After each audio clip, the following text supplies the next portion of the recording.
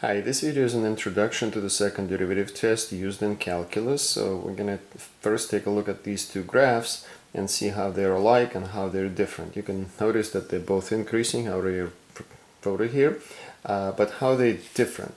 So this graph, while it's increasing at a faster rate. And this one is continuing to increase, but at a slower rate. So we can say that the f of x is increasing at an increasing rate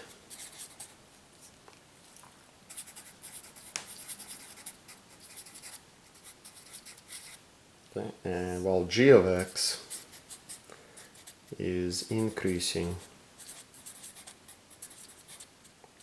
at a decreasing rate.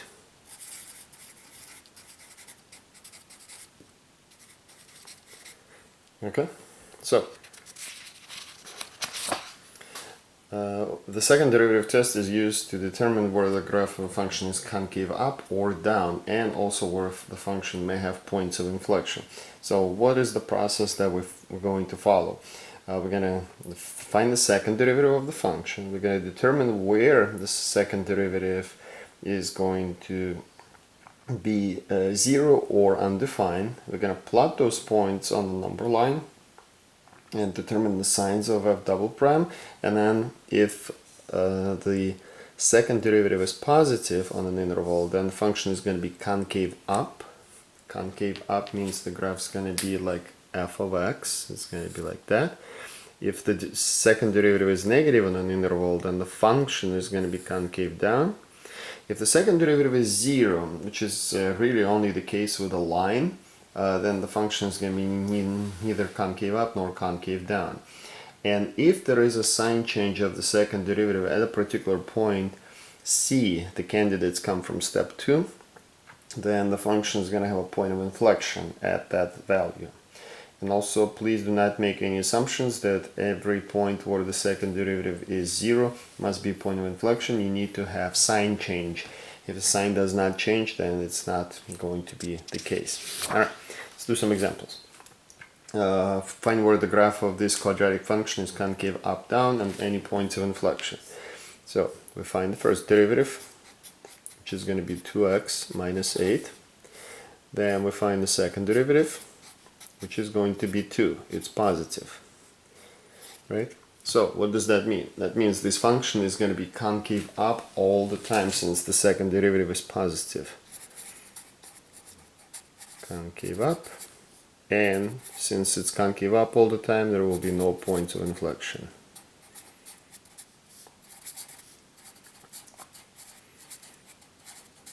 Okay.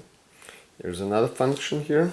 Let's do this one. So f prime of x is going to be negative 6x minus 18, and then the second derivative will be negative 6x, negative 6, which is less than 0, so this function is going to be concave down, and it also has no points of inflection.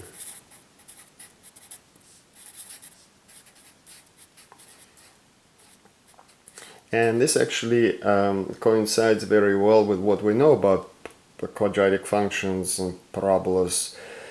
If the leading coefficient of a quadratic function is positive, then the graph is going to be concave up, and if the leading coefficient is negative, the graph is going to be concave down. So you already recall that, and from your previous math classes, and these two functions will not have any points of inflection. So let's take a look at the other types of function. X cubed. So f prime of x is going to be 3x squared. F double prime of x is going to have 6x. And we set it equal to 0, and it gives us a value of 0. So we're going to make a number line, plot 0 on it, take a look at the signs of f double prime, and see what's going to happen with f of x. It's pretty easy to see that the sign will be negative here and positive here, which means the graph is concave down, and here is going to be concave up. Okay, so we can say that.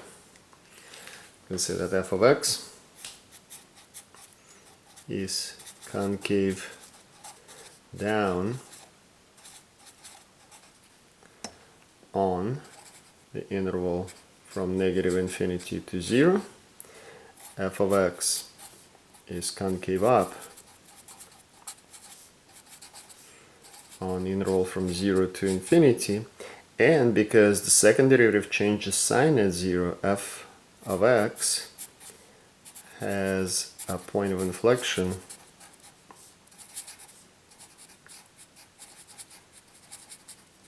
at x equals 0.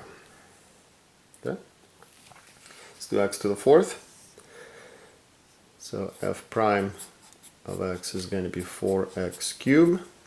F double prime of x is going to be 12x squared. We set it equal to 0. We know this is going to happen when x is 0, right? Let's draw a number line. Put 0 there. Put our signs of f double prime and determine what happens here. But this is 12x squared, so the second derivative will always be positive. Yes, it is 0 at 0, but it's always positive, so that's not a point of inflection because there is no sign change for the second derivative. But we can say that f of x is going to be only concave up on its entire domain, which is going to be from negative infinity to infinity, and no points of inflection.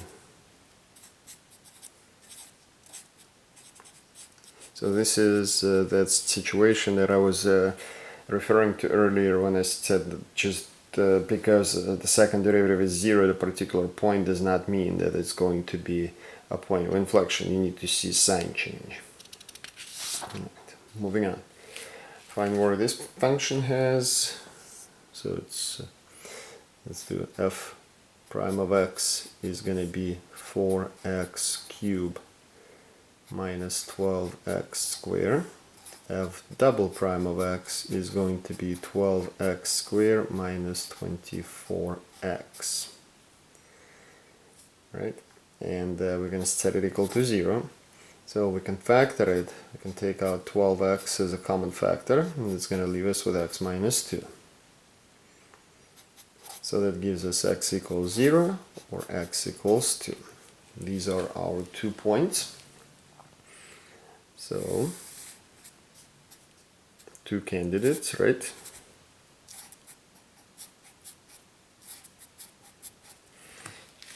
Okay, let's take a look. So the signs will be positive, negative, positive, which means it's going to be concave up, concave down, and concave up. Correct? So f of x is concave up where? On the interval, on this interval here and on this interval here, on negative infinity to 0 and also to infinity. F of x is concave down on an interval from 0 to 2, and f of x has points of inflection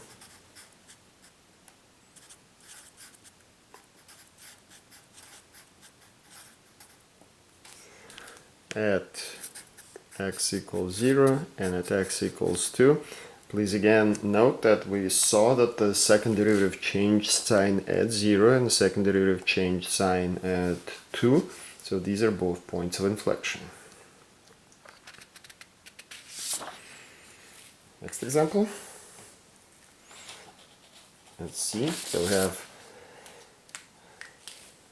this function here. It's going to be a little bit of an intense work with finding its second derivative. So the first derivative is going to be 1 times x squared plus 1 minus x times 2x divided by x squared plus 1 squared. So this is going to give us x squared plus 1 minus 2x squared divided by x squared plus 1 squared, which which is going to be 1 minus x squared divided by x squared plus 1 squared. Alright? The second derivative is going to be negative 2x times x squared plus 1 squared minus 1 minus x squared times the derivative of the bottom, which is going to be 2 times x squared plus 1 times 2x all over x squared plus 1 squared, so to the fourth. Now we do need to notice, to make our life easier here, that we have a common factor here of x squared plus 1 and x squared plus 1 and another x squared plus 1, which we should be able to simplify, and that's going to help us quite a bit actually. So what do we have here? We're going to get negative 2x, and now we can distribute negative 2x cubed minus 2x, and here let's simplify it first. It's going to be minus 4x times 1 minus x squared plus 1 to the third. So when we simplify it all, I don't want to spend too much time on doing that. This is going to end up giving you 2x cubed minus 6x all over x squared plus 1 cubed, which we can factor in the numerator 2x, and we're going to get x squared minus 3 divided by x squared plus 1 cubed, and we set it equal to 0. So the numerator is going to be 0 when x is 0, when x is plus or minus square root of 3. The denominator will never be 0, so we don't have to worry about that. Okay, so we're going to do a number line. Put negative square root of 3, 0, square root of 3, have double prime of x, f of x, and then we're going to see how the signs are going to go. So the way the signs will go here is going to be minus, plus, minus, plus. Okay, so we can say that f of x is concave up on what interval? Negative square root of 3 to 0, and also it's going to be a square root of 3 to infinity. F of x is concave down on what interval? So it's going to be on negative infinity to negative square root of 3, and also 0 to square root of 3. Right? And we do have 3 points of inflection. All 3 points here will be points of inflection. So points of inflection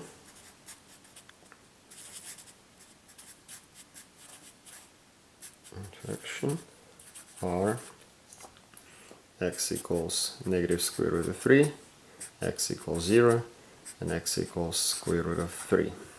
Okay. Remember again, you need to see sign changing. The second derivative sign need to change in order for a point to be a point of inflection. Just because it's 0 does not mean anything. Alright, we have one more example here. So this function, let's go ahead and differentiate that. So we're going to have f prime of x, which is going to be 2x times x squared plus 1 minus x squared times 2x all over x squared plus 1 squared. So we're going to go ahead and simplify that. This is going to give us 2x cubed plus 2x minus 2x cubed divided by x squared plus 1 squared, which simplifies to 2x over x squared plus 1 squared. It's the first derivative. Let's go ahead and find the second derivative. So that's going to be 2 times x squared plus 1 squared minus 2x times 2 times x squared plus 1 times 2x divided by x squared plus 1 squared, so to the fourth. Again, just like the previous example, we should see that x squared plus 1 can be cancelled, just one of them, because you have 1 here, you have 2 here, and 4 here, so we're going to go with the lowest. This cancels one of them, and that drops the power to 3. Alright, so that's going to give us 2x squared plus 2, and when we simplify all that, that's going to give us minus 8x squared all over x squared plus 1 cubed, and we set it equal to 0. Well, hold on, I think I can simplify it first. Let's go ahead and simplify it. So it's going to be 2 minus 6x squared divided by x squared plus 1 cubed, and now we can set it equal to 0. So the denominator will never be 0, so pretty much just worry about the numerator. So if I factor out 2 is going to be 1 minus 3x squared equals 0. So that's going to give you x equals plus or minus 1 over square root of 3 when you simplify, when you solve the quadratic equation. Okay, so now we're going to draw a number line, plot both points, negative 1 over square root of 3, 1 over square root of 3, and see what's going to happen with the signs. So this is going to be f double prime of x. This is going to be f of x. So the signs here will be negative, positive, negative. And we can see that the function is going to be concave up on this interval here. Negative 1 over square root of 3 to 1 over square root of 3. Function is going to be concave down on negative infinity to negative 1 over square root of 3, and also on the interval from 1 over square root of 3 to infinity, and both points will be points of inflection.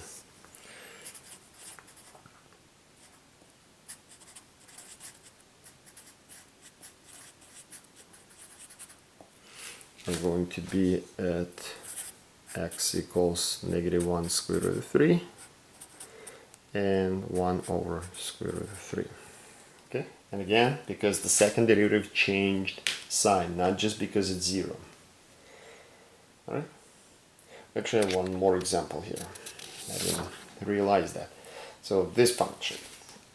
So find where this graph is concave up or down. Let's go ahead and do it. So f prime of x is going to be 1 times x squared minus 1 minus x times 2x divided by x squared minus 1 squared. Okay. So this will simplify to, after you do all this, to negative 1 minus x squared divided by x squared minus 1 squared. That's the first derivative, so let's find the second derivative next. So double prime is going to be negative 2x times x squared minus 1 squared minus negative 1 minus x squared times 2 times x squared minus 1 times 2x all over x squared minus 1 to the fourth. So what's going to happen here, just like in the last two problems, we have a common factor that we can cross out, x squared minus 1. This one drops to 3, and this one is going to cancel. Okay, so that's going to give us negative 2x cubed plus 2x minus 4x times negative 1 minus x squared over x squared minus 1 cubed. and I'm just going to write what this whole thing is going to give us after you simplify. So it's going to give us 2x cubed plus 6x divided by x squared minus 1 cube, which then you factor out 2x here, and it's going to give you x cubed plus 3 divided by x squared minus 1 cube. Alright, so we do have to worry about more things now, because x squared minus 1 can equal 0, and while it's not a point where the derivative itself is 0, it is a point where we have to worry about dividing by 0. So it's going to be 0, but x cubed, I'm sorry, that's x squared. X squared plus 3 will never equal 0, so it's just x. So x equals 0.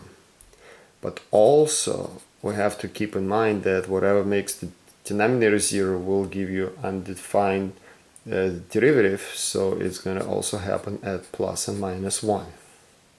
So we're going to have a total of 3 points. Let's go ahead and do it. So we have -1, we have 0, and we have 1. So this is going to be f prime, I'm sorry, f double prime of x. This is going to be f of x. So what's going to happen with the signs here? They are going to alternate. So it's going to be minus, plus, minus, plus. Okay. Which means our function is going to be concave down, concave up, concave down, concave up. We do have these points, but I'm going to get to it and I'm going to address this. So we can for sure state that f of x is concave up on the interval from -1 to 0 and 1 to infinity. It's going to be concave down on an interval from -infinity to -1 and 0 to 1. But we do have a point of inflection at 0.